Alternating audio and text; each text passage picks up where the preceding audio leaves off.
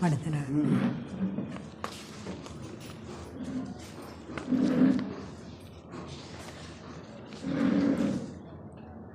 ಹರಿ ಓಂ.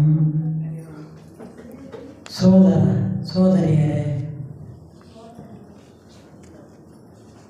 ನಾನು 1991ರಲ್ಲಿ theosophical society ಸದಸ್ಯತ್ವ ಪಡೆದೆ. ಆವಾಗ ನನ್ನ ವಯಸ್ಸು 31. ಆದರೆ ಅದಕ್ಕೆ ಮೊದಲು ನಾನು ಥಿಯೋಸಫಿ ಸೋದರನಲ್ಲವೇ ಅಂತ ಪ್ರಶ್ನೆ ಹಾಕ್ಕೊಂಡ್ರೆ, ನಾವೆಲ್ಲರೂ, ನೀವು ಸಹ ಎಲ್ಲರೂ ಥಿಯೋಸಫಿ ಮೆಂಬರ್ಸೇ, ಒಂದಲ್ಲ ಒಂದು ರೀತಿ. ನೀವು ಮೆಂಬರ್ ಆಗದೇ ಇದ್ದರೂ ಸಹ ನೀವು ಮೆಂಬರೇ. ಅದು ಹೇಗೆ ಅಂದರೆ, ಥಿಯೋಸಫಿ ಅಂದರೆ ಏನು ಅನ್ನೋದು ನಾವು ಅರ್ಥ ಮಾಡ್ಕೋಬೇಕಾಗಿದೆ ಮೊದಲು. ಥಿಯೋಸಫಿ ಅಂದರೆ ಬ್ರಹ್ಮಜ್ಞಾನ. ಅದನ್ನು ಯಾವಾಗ ಅಮೇರಿಕಾದಲ್ಲಿ ಅದು ಹುಟ್ಟಿತು, ಇಂಗ್ಲೀಷ್ ಹೆಸರು ಥಿಯೋಸಫಿ ಅಂತ ಇಟ್ಟರು. ಅದರ ಬಗ್ಗೆ ಥಿಯೋಸಫಿ ಅಂದರೆ ಏನು ಅನ್ನೋ ಬಗ್ಗೆ ಒಂದು ಗ್ರಂಥನೇ ಇದೆ. ಇರಲಿ, ಬ್ರಹ್ಮಜ್ಞಾನ ಅದು. ಆದರೆ ಈಗ ನನಗೆ ಕೊಟ್ಟಿರುವಂಥ ವಿಷಯ, ನನ್ನ ಬ್ರಹ್ಮಜ್ಞಾನ ಸದಸ್ಯತ್ವ ನಡೆದು ಬಂದ ದಾರಿಯ ಸಂಕ್ಷಿಪ್ತ ಅವಲೋಕನ ಅಂತ ಕೊಟ್ಟಿದ್ದಾರೆ. ಬ್ರಹ್ಮಜ್ಞಾನ ಸದಸ್ಯತ್ವ ನಡೆದು ಬಂದ ದಾರಿ ಅದು ಹೇಗೆ ಅಂದರೆ, ಮೊದಲು ನನಗೆ ಬ್ರಹ್ಮಜ್ಞಾನ ಅನ್ನೋದು ಮನಸ್ಸಿಗೆ ಬೇಕಾಗುತ್ತೆ. ಬೇಕಾದಾಗ ಮಾತ್ರ ಅದನ್ನು ಹುಡುಕಾಟ ಶುರುವಾಗುತ್ತೆ. ಇದು ಸಾಮಾನ್ಯವಾಗಿ ಎಲ್ಲರಿಗೂ ನಡೆಯುವಂಥ ಅನುಭವ. ನನಗೆ ಕೊಟ್ಟಿರೋದ್ರಿಂದ ವಿಷಯ, ಅದರ ಬಗ್ಗೆ ನಾನು ನನ್ನ ಅನುಭವ ಹೇಳಿ ನಿಮ್ಮ ಅನುಭವನ ಜಾಗೃತಿಗೊಳಿಸೋದಕ್ಕೆ ಪ್ರಯತ್ನ ಪಡ್ತೇನೆ. ಇದಕ್ಕೆ ಬ್ರಹ್ಮಜ್ಞಾನಕ್ಕೆ ಹಿನ್ನೆಲೆ, ಪ್ರೈಮರಿ ಶಾಲೆಯಲ್ಲಿ ನಮ್ಮ ಕಾಲದಲ್ಲಿ ನೀತಿ ಪಾಠಗಳು ಈಗ ಹೇಗಿದೆಯೋ ನನಗೆ ಗೊತ್ತಿಲ್ಲ. ಯಾಕೆಂದರೆ ಪ್ರೈಮರಿ ಶಾಲೆ ಪಠ್ಯ ಪುಸ್ತಕ ನಾನು ನೋಡದೆ ಭಾಳ ವರ್ಷಗಳಾಗೋಯಿತು. ಆಮೇಲೆ ಮನೆಯಲ್ಲಿ ತಾಯಿನೇ ಮೊದಲ ಗುರು. ಈಗ ಹೇಗಿದೆಯೋ ನನಗೆ ಗೊತ್ತಿಲ್ಲ. ನಮ್ಮನೆ ಅವಲೋಕನ ಮಾಡಿದ್ದೆ ಆದರೆ ತಾಯಿ ಗುರು ಆಗ್ತಾ ಇಲ್ಲ ಅನಿಸುತ್ತೆ. ಅದನ್ನು ಸರಿಪಡಿಸ್ಕೋಬೇಕಾಗಿದೆ ಸಮಾಜ. ಆ ತಾಯಿ ನನಗೆ ಧ್ರುವ, ಪ್ರಹ್ಲಾದ, ಭಕ್ತ ಮಾರ್ಕಾಂಡೇಯ ಇವರ ಕಥೆಗಳು ಹೇಳಿ ಹೇಳಿ ಹೇಳಿ ನನ್ನನ್ನು ಒಂದು ವ್ಯಕ್ತಿತ್ವ ರೂಪಿಸ್ಕೊಳ್ಳೋದಕ್ಕೆ ಕಾರಣ ಅದು. ಆದ್ದರಿಂದ ತಾಯಿ ಮೊದಲ ಗುರು. ಇನ್ನು ಮಿಡ್ಲ್ ಸ್ಕೂಲ್ನಲ್ಲಿ ಓದಬೇಕಾದ್ರೆ ರಾಮಾಯಣ, ಮಹಾಭಾರತದಲ್ಲಿ ಅರಣ್ಯ ಪರ್ವ, ಆಮೇಲೆ ಮಹಾಭಾರತದ ಸೂತ್ರಧಾರಿ ಕೃಷ್ಣನ ಬಗ್ಗೆ ಇವೆಲ್ಲ ಪಠ್ಯಪುಸ್ತಕಗಳು ಇದ್ದವು. ಅವನ್ನೆಲ್ಲ ಓದಿ ಓದಿ ಓದಿ ಮನಸ್ಸಿನಲ್ಲಿ ಆಳವಾಗಿ ಬೇರೋದು. ಇನ್ನು ನಾನೀಗ ಹೇಳ್ತಿರೋದು ಸುಮಾರು 60-70 ವರ್ಷದ ಹಿಂದಿನ ಮಾತು. ಇಲ್ಲಿ ವಯಸ್ಸಾದವರು ಯಾರಿದ್ದೀರ ಅವ್ರಿಗೆಲ್ಲರಿಗೂ ಇದು ಅನುಭವ ಇರುತ್ತೆ. ಆವಾಗ ನಾಟಕಗಳು, ಬೀದಿ ಅಲ್ಲಲ್ಲಿ ಹಳ್ಳಿಗಳಲ್ಲಿ ನಾಟಕಗಳು ಆಗಾಗ ಟೌನ್ಗೂ ಸಹ ಬರ್ತಿದ್ವು. ಯಾವುವು ಅಂದರೆ ಅವು ಕೇವಲ ನಾಟಕಗಳು, ರಾಮಾಯಣ, ಮಹಾಭಾರತ ಇತ್ಯಾದಿ. ಸಂಪೂರ್ಣ ರಾಮಾಯಣ ಜಮಖಂಡಿಯವ್ರದ್ದು ಇದೆ ಅಂತ ಅಂದರೆ ಗಾಡಿ ಕಟ್ಕೊಂಡು ಎಲ್ಲೆಲ್ಲೋ ದೂರದಿಂದ ಬಂದು ಹಳ್ಳಿಗಳಿಂದ ಜಮಾಯಿಸ್ತಿದ್ದರು ಹೊಸದುರ್ಗದಲ್ಲಿ. ಇದು ನಾನು ಸಣ್ಣ ಹುಡುಗ ಆದಾಗ ಕಣ್ಣಾರೆ ಕಂಡಂಥ ಸನ್ನಿವೇಶ. ಇವೆಲ್ಲ ನಮ್ಮ ತಲೆಯೊಳಗೆ ಕೆಲಸ ಮಾಡ್ತಾ ಇರುತ್ತೆ. ಯಾಕೆಂದರೆ ಈಗಿನ ಹಾಗೆ ಬೇರೆ ಬೇರೆ ವಿಚಾರಗಳು, ಮತ್ತೊಂದು ಟಿ ವಿ ಸೀರಿಯಲ್ ಇಲ್ಲ, ಮೊಬೈಲ್ ಇಲ್ಲ ಕೈನಲ್ಲಿ, ಪುಸ್ತಕ ಅಷ್ಟೇ. ಹಾಗಾಗಿ ನಮಗೆ ಮಾಧ್ಯಮಗಳು ಅವೇ ಬೇಕಾಗಿತ್ತು ಹೊರಗಡೆವು. ಅವನ್ನು ನೋಡಿ ನೋಡಿ ಅವೇ ತಲೆಯೊಳಗೆ ಹೋಯಿತು. ಹೀಗಾಗಿ ಅದರಲ್ಲೇ ಮನಸ್ಸು ತೊಡಗಿತು. ಇನ್ನು ಅದಕ್ಕೆ ಪೂರಕವಾಗಿ ಎನ್ನುವಂಗೆ ಚಿತ್ರಕಲೆ, ಸಂಗೀತ ಕಲೆ ನನಗೆ ಮನಸ್ಸಿಗೆ ಬಂದಿದ್ದು. ಭಜನೆ, ಸತ್ಸಂಗ, ಆಮೇಲೆ ಹರಿಕಥೆಗಳನ್ನು ಕೇಳೋದರಲ್ಲಿ ಆಸಕ್ತಿ. ಬಾಲ್ಯದಲ್ಲಿ ಇನ್ನೊಂದು ಬೇಕು, ನಾವು ಸ್ವಲ್ಪ ಅಧೈರ್ಯಸ್ಥನೇ. ನಾನು ಹೊರಗಡೆ ಬರ್ತಿದ್ದಿದ್ದೇ ಕಮ್ಮಿ, ಹೊರಗಡೆ ಬರೋದಕ್ಕೆ ಭಯ. ಇಂಥ ಸಮಯದಲ್ಲಿ ಪ್ರಪಂಚದ ಅನುಭವ ಬೇಕು, ಆದರೆ ಹೊರಡಲಿಕ್ಕೆ ಭಯ. ಆವಾಗ ನನಗೆ ಸ್ನೇಹಿತರ ಒಂದು ನೆರವು ಸಿಕ್ತು. ಆ ಸ್ನೇಹಿತರು ನನಗೆ ಧೈರ್ಯ ತುಂಬಿ ಹೊರಗಡೆ ಕರ್ಕೊಂಡೋಗಿ ಅನೇಕ ವಿಚಾರಗಳು ನನ್ನ ಮನಸ್ಸಿಗೆ ಹೋಗೋದಕ್ಕೆ ದಾರಿದೀಪ ಆದವು. ಇನ್ನು ಈ ಸಮಯದಲ್ಲಿ ನಮ್ಮ ಆತ್ಮೀಯ ಸ್ನೇಹಿತ, ನಮ್ಮ ಸೋದರತ್ತೆ ಮಗ ಶ್ರೀನಿವಾಸ್, ಅವನ ನೆರವಿನಿಂದ ನಾನು ಚಿತ್ರಕಲೆ, ಸಿನಿಮಾ ಹಾಡುಗಳಲ್ಲಿ ಆಸಕ್ತಿ, ಇವೆಲ್ಲ ಮನೆಯಲ್ಲಿ ಅವಕ್ಕೆಲ್ಲ ಮೂಗಿದಾರ. ನೀನು ಎಲ್ಲ ಚಿತ್ರ ಬರ್ಕೊಂಡು ಕೂತ್ಕೊಂತೀಯ, ಸಂಗೀತ ಕಲ್ತ್ಕೊಂಡೇನು ಹೋಗ್ತೀಯ, ಕಚೇರಿ ಮಾಡೋಕ್ಕೆ ಹೋಗ್ತೀಯ, ವ್ಯಾಪಾರ ಮಾಡು ಅಂತೇಳಿ ಮನೆಯಲ್ಲಿ ಗಲಾಟೆ. ಆದರೆ ನನ್ನ ಮನಸ್ಸು ವ್ಯವಹಾರದಲ್ಲಿ ತೊಡಗಲಿಲ್ಲ. ಏನೋ ಅವರ ಜುಲುಮಿಗೆ, ಒತ್ತಾಯಕ್ಕೆ ಅಂಗಡಿಯೊಳಗೆ ಇರ್ತಿದ್ದು. ವ್ಯಾಪಾರ ಜನ್ಮ ಅಂತರ್ಗತವಾಗಿದ್ದು ಮಾಡ್ತಿದ್ದೆ. ಅದಕ್ಕೇನು ಕಲಿಬೇಕಾದ್ದಿಲ್ಲ ಅದು, ಯಾಕೆಂದರೆ ರಕ್ತಗತವಾಗಿ ಬಂದಿರೋವಂಥದ್ದು. ಹಾಗಾಗಿ ಈ ಬೇರೆ ವಿಚಾರಗಳಲ್ಲಿ ಆಸಕ್ತಿ ಬೆಳೀತಾ ಹೋಯಿತು. 1960ಕ್ಕೆ ಸಂಗೀತ ಪ್ರಾರಂಭ. ಆಮೇಲೆ ಅದಕ್ಕೆ ಮೊದಲು 1957ರಲ್ಲಿ ಸಿನಿಮಾ ಯಾವುದು, ರತ್ನಗಿರಿ ರಹಸ್ಯ ಅಂತ, ಅದರ ಹಾಡುಗಳೆಲ್ಲ ಬಾಯಿಪಾಠ ಮಾಡಿದ್ವಿ. ಅನುರಾಗದ ಅಮರಾವತಿ, ಅಸಾಮಾನ್ಯ ಭಾಗ್ಯದ ರಾಶಿ, ನಮ್ಮ ಕಣ್ಣಾದ ಪ್ರೇಮದ ಜ್ಯೋತಿ, ಇದು ಬಾಯಿಗೆ ಬರ್ತಿತ್ತು. ಹೀಗೆ ಹಾಡುಗಳೆಲ್ಲ ಕಲ್ತ್ಕೊಂಡಿದ್ದಾಯಿತು, ಎಲ್ಲ ಆಯಿತು. ಏನಾಯಿತು, 1957ರಲ್ಲಿ ಹೊಸದುರ್ಗ ಪ್ರಥಮ ಗಣಪತಿ, ಅಲ್ಲಿ ಹರಿಕಥೆಗಳು ಮತ್ತೊಂದು ಎಲ್ಲನೂ ಸಹ ಕೇಳುವಂಥ ಒಂದು ಸಂಪ್ರದಾಯ. ಮತ್ತು ಆ ಹರಿಕಥೆ ದಾಸರ ಹಾರ್ಮೋನಿಯಂ, ತಬಲ ಹೊತ್ಕೊಂಡು ಹೋಗಿ ಇದಕ್ಕೆ ತಲುಪಿಸಿ ಅವ್ರನ್ನ ಎಲ್ಲ ಮಾಡುತ್ತಿದ್ದ ಸರ್ವೀಸು. ಈ ರೀತಿ ಅದರಲ್ಲಿ ಮನಸ್ಸು ತೊಡಗಿತು. ಇದು ಸಾಮಾನ್ಯವಾಗಿ ನಿಮಗೆಲ್ಲರಿಗೂ ಒಂದಲ್ಲ ಒಂದು ರೀತಿ ಇಂಥ ಅನುಭವಗಳಾಗಿರುತ್ತೆ. ಆದರೆ ಈಗ ನಾನು ಹೇಳಬೇಕಾಗಿದೆ, ಹೇಳ್ತಾ ಇದ್ದೀನಿ. ಅಲ್ಲಿಂದ 1960ರಲ್ಲಿ ಸಂಗೀತ ಪ್ರಾರಂಭ ಆಯಿತು. 62ರಲ್ಲಿ ಕೊಳಲು ಅಭ್ಯಾಸ ಮಾಡಿದೆ. ಕೊಳಲು ನಾವು 3 ಜನ ಕಲ್ತ್ಕೊಳ್ಳೋದಕ್ಕೆ ಶುರು ಮಾಡಿದ್ದು. ಅದರಲ್ಲಿ ನಾನೊಬ್ಬ ಕೊಳಲು ನನ್ನ ಇದಾಗೋಯಿತು, ನನ್ನ ಒಂದು ಕೊಳಲು ನನ್ನ ಇದಕ್ಕೆ ಸೇರ್ಕಂತು.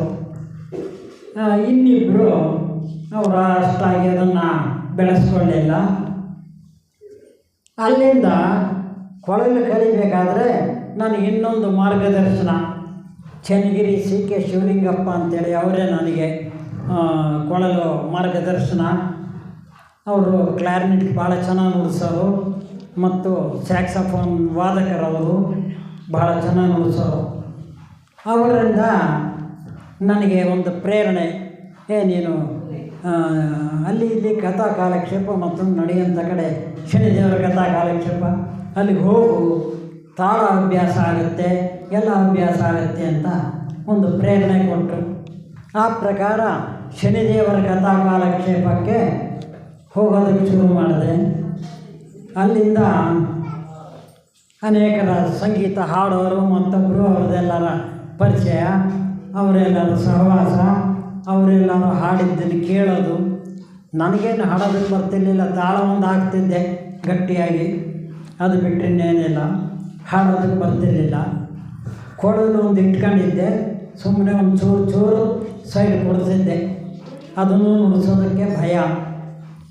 ಈ ರೀತಿ ಕಥಾಕಾಲಕ್ಷೇಪದಲ್ಲಿ ಇನ್ನೊಂದೇನು ವಿಶೇಷ ಅಂದರೆ, ಎಲ್ಲರನ್ನ ಶನಿವಾರ ನೋಡ್ತಿದ್ನಲ್ಲ, ನೋಡಿ ಹತ್ತಿರದ ಪರಿಚಯ ಮಾತಾಡಿಸ್ತಿದ್ದಿದ್ದು. ಮತ್ತು ಶನಿವಾರ ಯಾವಾಗ ಬರುತ್ತಪ್ಪ ಅಂಥೇಳಿ ಭಾನುವಾರದಿಂದ ಎಣಿಸ್ತಿದ್ದೆ ನಾನು. ಆ ರೀತಿ ಶನಿವಾರಕ್ಕೋಸ್ಕರ ಮೀಸಲಾಗಿತ್ತು ನನ್ನ ಒಂದು ಜೀವನ. ಇದು ಯಾಕೆ ಹೇಳ್ತಾ ಇದ್ದೀನಿ ಅಂದರೆ, ಯಾಕೆ ನಾವು ಆಧ್ಯಾತ್ಮ ಮಾರ್ಗ ಬ್ರಹ್ಮಜ್ಞಾನಕ್ಕೆ ಬರೋದಕ್ಕೆ ಕಾರಣವಾಗುತ್ತೆ ಅನ್ನೋದಕ್ಕೋಸ್ಕರ ಇದನ್ನು ಹೇಳ್ತಾ ಇದ್ದೀನಿ. ಇನ್ನು 67ರಲ್ಲಿ ಅಮ್ಮನ ದೇಹಾಂತ್ಯವಾಯಿತು. ಅಮ್ಮನೇ ನನಗೆ ಆಧಾರ ಸ್ತಂಭ ಮನೆಯಲ್ಲಿ. ಯಾಕೆಂದರೆ ನಾನಿನ್ನು 7 ವರ್ಷದಲ್ಲಿದ್ದಾಗ ನಮ್ಮ ಅಪ್ಪನ ಕಳ್ಕೊಂಡೆ. ಅಲ್ಲಿಂದ ಅವರು ಅದೇ ಹೊಸದುರ್ಗದಲ್ಲಿ ಫಸ್ಟು ಹಾರ್ಟ್ ಅಟ್ಯಾಕ್ ಕೇಸ್ ಅನ್ನೋದು ಅದೇ ಮೊದಲಿದ್ದು ನಮ್ಮಪ್ಪದು. ಅಲ್ಲಿಂದ ನನಗೆ ಆರೋಗ್ಯದ ಬಗ್ಗೆನೂ ತುಂಬ ಭಯ. ನಮ್ಮಪ್ಪಗೆ ಹಿಂಗಾಯ್ತಲ್ಲ, ನಾನು ಹೆಂಗೋ ಅಂತರಾಳದಲ್ಲಿ ಯಾರ ಹತ್ರ ಹೇಳ್ತಿರಲಿಲ್ಲ ನನ್ನ ಮನಸ್ಸಿನಲ್ಲಿ.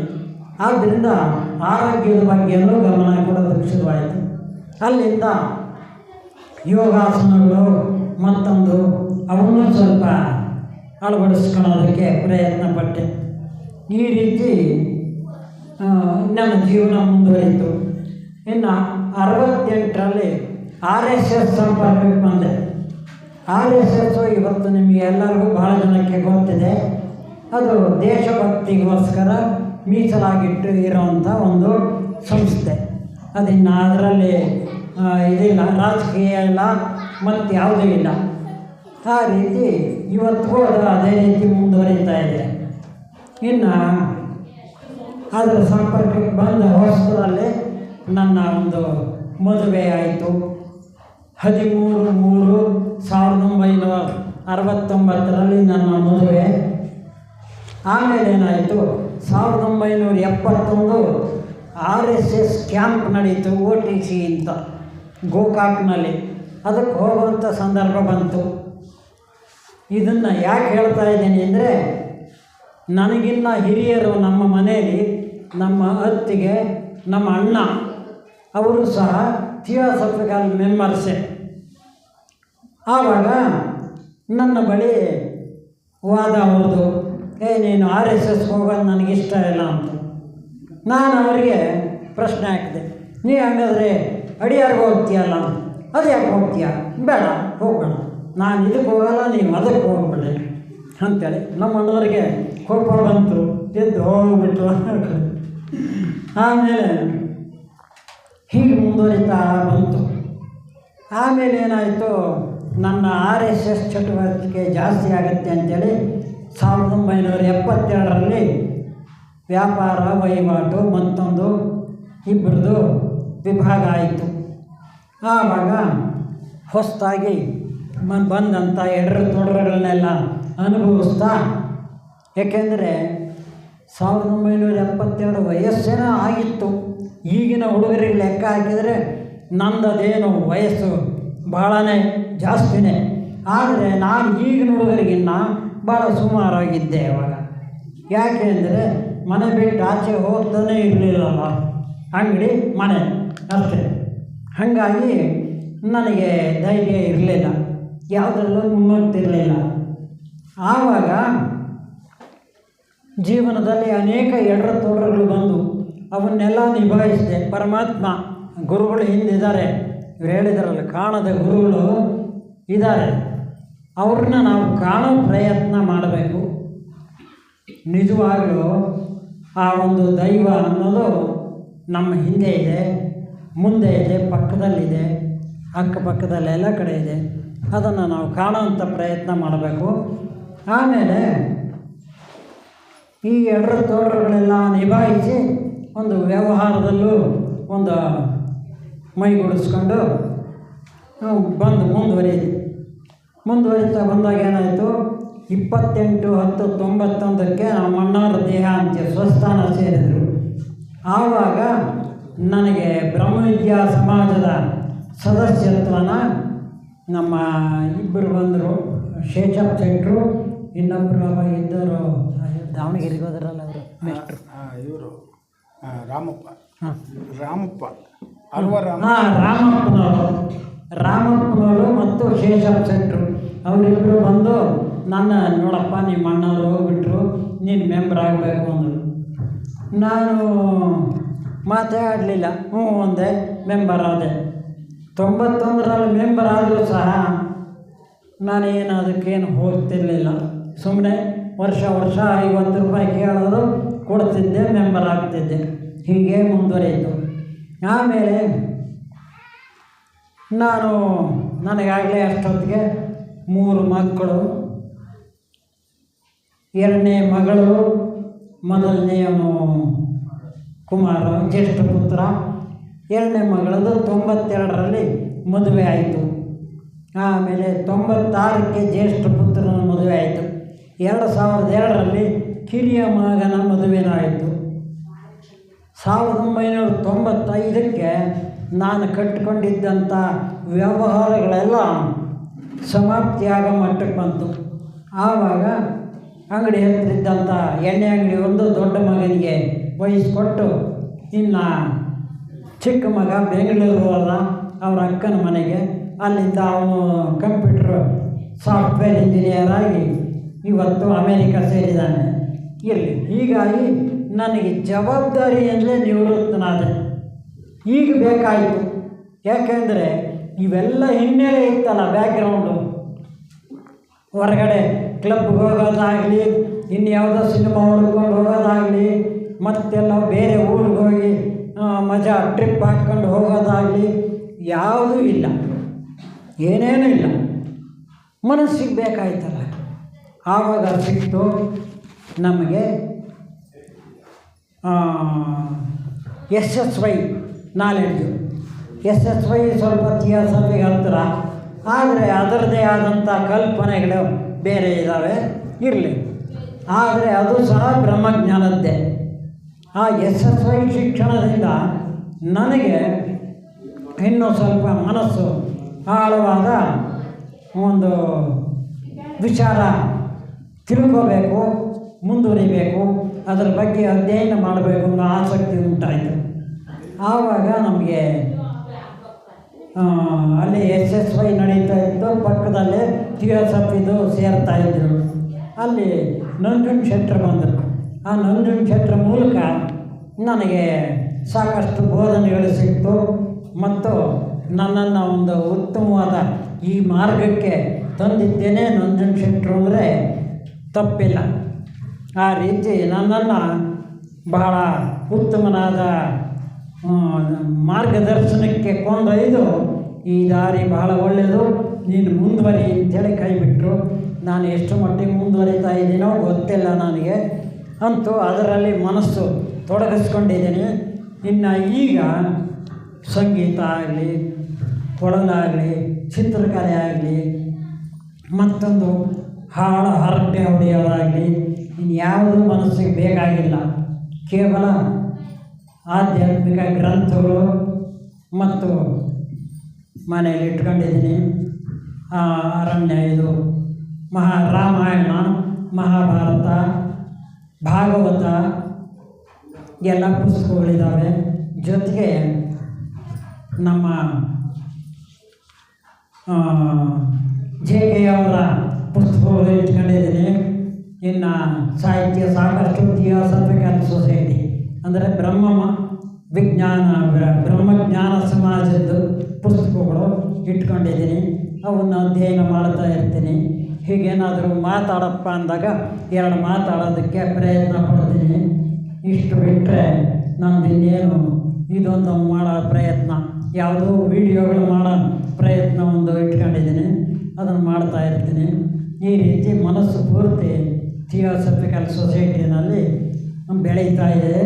ಇನ್ನೂ ಚಿಗುರಬೇಕು, ಇದರಲ್ಲಿ ಬೆಳಿಬೇಕು, ಭಾಳ ಉತ್ತಮವಾದ ಮಾರ್ಗದರ್ಶನ ಪಡಿಬೇಕು. ನಮಗೆ ಕೃಷ್ಣಮೂರ್ತಿಯವರಂತೂ ಜೀವನ ಎಂಬುದು ಜೀವನ ಯೋಗ, ಅದರ ಬಗ್ಗೆನೇ ಒಂದು ಗ್ರಂಥ ಇದೆ. ಜೀವನ ಅಂದ್ರೇನು ಅನ್ನೋದು ಅದರಲ್ಲಿ ಭಾಳ ಸ್ಪಷ್ಟವಾಗಿ ಹೇಳ್ತಾರೆ.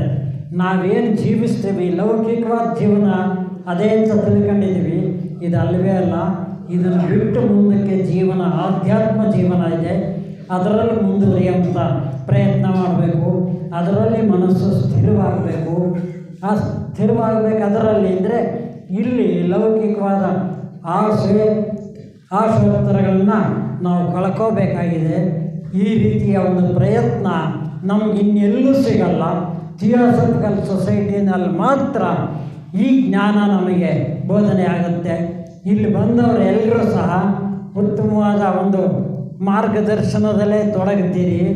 ಎಲ್ಲರೂ ಸಹ ಸಮಯಕ್ಕೆ ಸರಿಯಾಗಿ ಎಲ್ಲಿ ಏನು ಕೆಲಸ ಮಾಡಬೇಕು ಕೂತ್ಕೋಬೇಕು.